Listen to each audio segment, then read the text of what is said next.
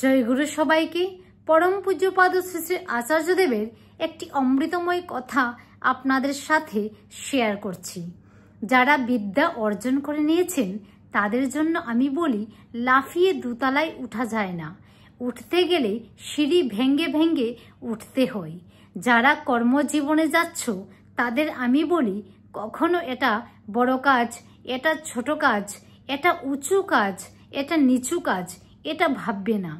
যে কোনো কার্যক্রম সেটা সৎভাবে উপার্জন করা সেটাই ভালো।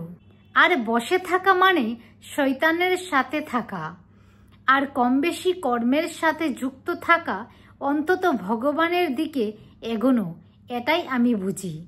তাই আমি বলবো, কর্মজীবনে যাচ্ছ, সিঁড়ির ধাপ সন্ধান করো। দ্বিতীয় থেকে তৃতীয়, তৃতীয় থেকে চতুর্থ ধাপ, এইভাবে জীবনকে এগিয়ে নিয়ে চলো। কর্মজীবনে বসে থেকো না, উঠে পড়ো, এগোও। জয় গুরু।